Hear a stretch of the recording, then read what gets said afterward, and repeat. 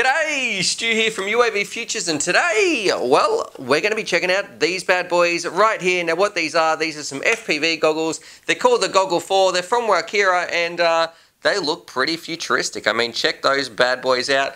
They're a fairly heavy, pretty goggle, actually, sort of hurting me putting them on my face right there. But this is kind of important because I know a lot of you guys have been saying, Stuart, can you please show us some more FPV options and FPV goggle options? And I totally agree, because choosing some goggles is one of the most important choices that you can make when you're getting into the hobby. So what we're going to be doing, we're going to be sticking these bad boys on the bench. We'll be going through sort of a quick overview of its features and breaking it down a little bit. And then most importantly, we'll be taking it out to the field. I'll be giving you my impressions when I'm flying around with it, and we'll also give it to Grumpy Trev, because I'm pretty sure Grumpy Trev would have some things to say about this as well. So stay tuned for that. Anyway, let's stick it on the bench and get started. Alrighty, now here it is on the bench, and let's get some of the boring stuff out of the way. So you do get a little user manual, put that to the side. You've got a little charging unit, because this thing does have a built-in battery at the back, which we'll talk about. And then you do have a rubber ducky sort of antenna, but I can't seem to find the one that came with it, but that's just one of these little black ones. And you also get one of these patch antennas as well, which is pretty useful, but kind of useless on this unit, so I'll explain that in a little bit. Anyway, the actual unit itself. So you've got your battery towards the back, and one of the actual interesting things here is it's actually USB powered. So when you charge it up, you're using a USB cable to run that from there straight into your Walkera goggles. So that's a little bit interesting, and I guess you could run, because it's on 5 volts, if you wanted to run this off, say maybe your computer or something, you can actually power this off a USB, which some people might find useful. Pushing those things to the side, what I want to do, let's weigh this thing, because it actually feels really heavy. So take your bets, let's stick it on the scale, and it's coming in with the battery, it's coming in at about 530 grams. So a very, very heavy goggle, especially when you compare it to something like this. This is the Goggle 2. This one doesn't have a battery, but that's about 215 grams right there. This one was much comfier. So you really, really notice it when you put this thing on your head. It feels very, very heavy. Now if I open it up just here, hopefully you guys can see, you do have some padding around the ear, so some parts are padded nicely, and you've got this little part that can rest on your head. But there's some other parts down here around your nose that really, really cut in, so it's a little bit of a shame as well. If we actually look at the features, let's turn this thing on and we can look at what it can actually do. So you can scan through the channels right here. You do have a fairly useful button for navigating through all the different menus. Right here, I was hoping that this would be for an SD card, so you could record some DVR. You can't actually do that on this model. Now it is rocking diversity, and diversity is very important for a lot of people. And what that means, you can put one antenna, I know this is a broken shell of one, but you can put one antenna on like this, and then you can put the other antenna on here, and you can use the different, I guess, signal strengths from a high gain antenna and a normal antenna. Now you do go through all your 40 channels, and the menu in here is very, very quick. I've got to say, when cycling through it, I did find it was very, very quick, and the screen was pretty bright as well, so that was a nice little bonus.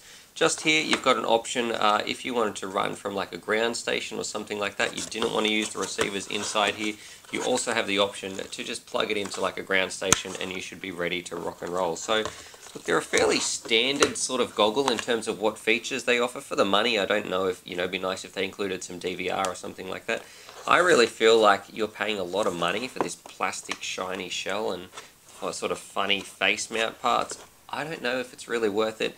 It sort of does, it feels pretty uncomfortable on your head a little bit, even when I was just doing that little intro scene.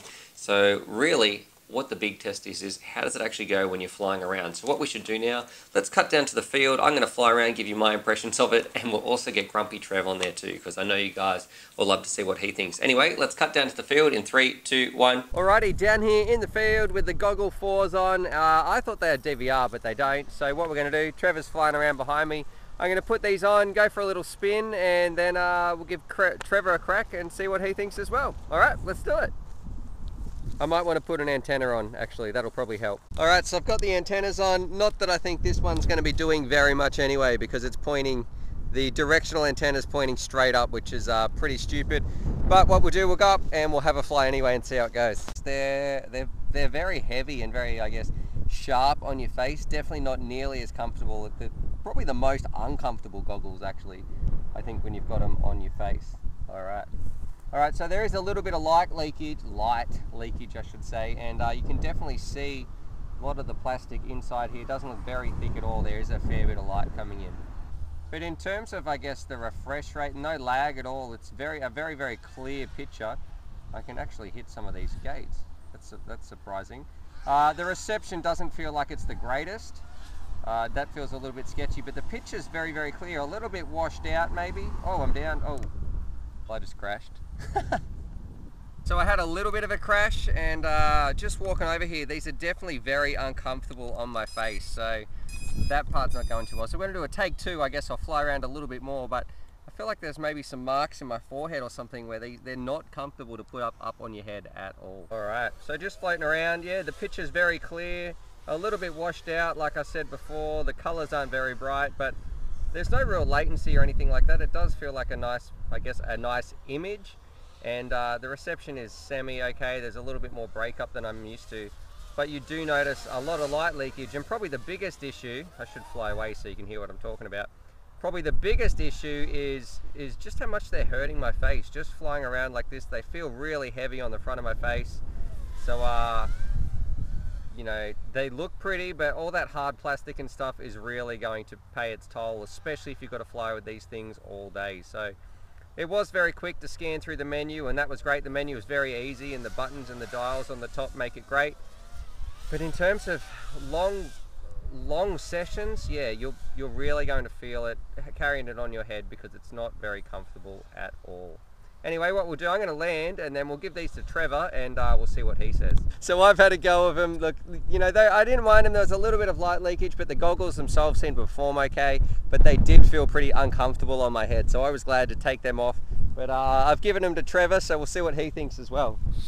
Trev, give me some impressions. First impressions. They're comfortable. They're like sitting on a razor blade. They are terrible. Jeez, they're uncomfortable. So in terms of, when you say terrible, be specific, because I want to be specific about it. They're digging into your cheekbone and under here. They're very uncomfortable. The screen looks alright. Oh, yuck. I couldn't fly with these. Oh, you could see my eyes, mate. It's blurry, alright. It's sort of 3D-ish. It's plenty of depth. The picture's alright, but look, then again, for me to fly with these, I'd have to focus them. There's no slider, so if you wear glasses, well, I don't need glasses for the fact shots, so I guess these are just too far away from my head. What about the colours? Too blurry to tell. No kidding, it is blurry.